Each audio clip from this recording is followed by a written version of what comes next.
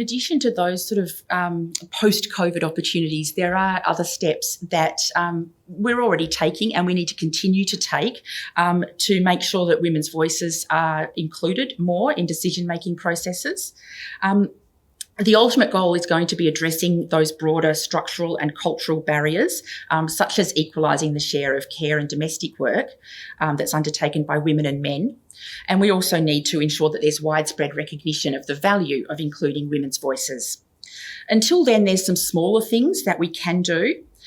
We need to make political engagement, and that includes entering Parliament and high-level business and government positions and other forms of influential activity. We need to make those things more appealing and also more possible for women. Some of the things that I'm thinking of are not particularly hard if we have the will to do them, although, of course, with women underrepresented in positions of power, it may be harder to find that will.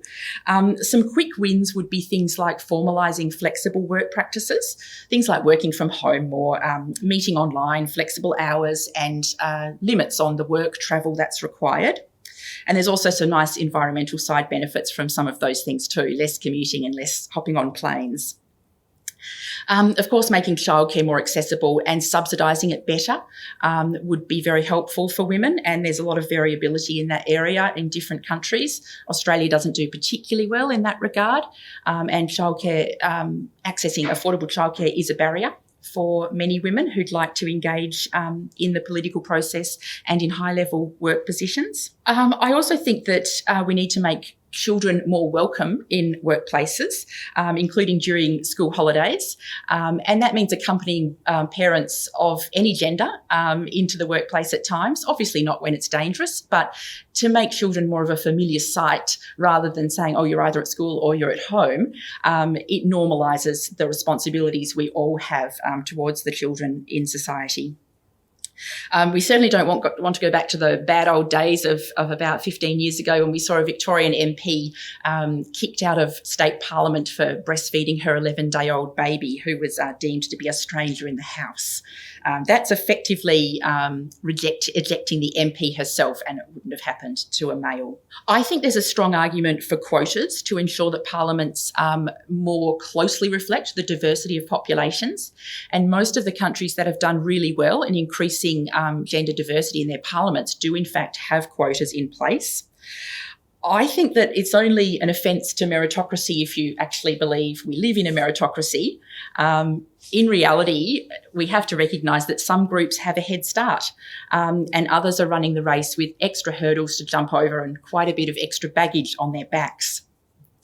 Quotas are more like sort of, the latest high-tech sneakers that might give you a little burst of speed to partly make up for the extra hurdles and baggage that you're dealing with. So ideally, in the long term, you don't need to have quotas, but they can support a transition to greater gender diversity and other forms of diversity in representative bodies. Finally, we've got the harder stuff around cultural change. Once you get this moving, it can be self-reinforcing. So you get more women into positions of power and they start to help build a culture that is more welcoming to women.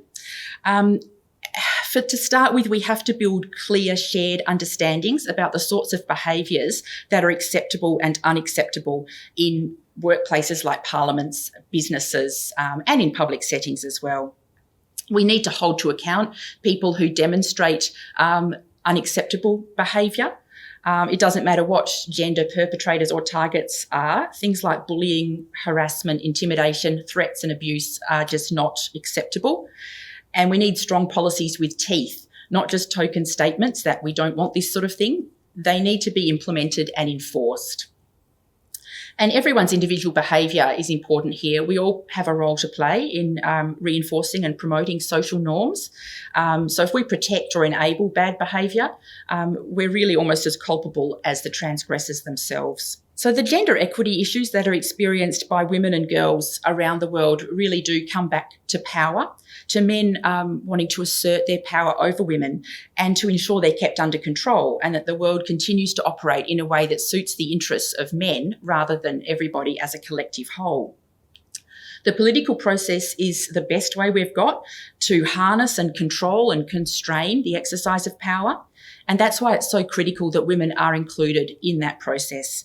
Otherwise, it becomes just another way that women are disempowered.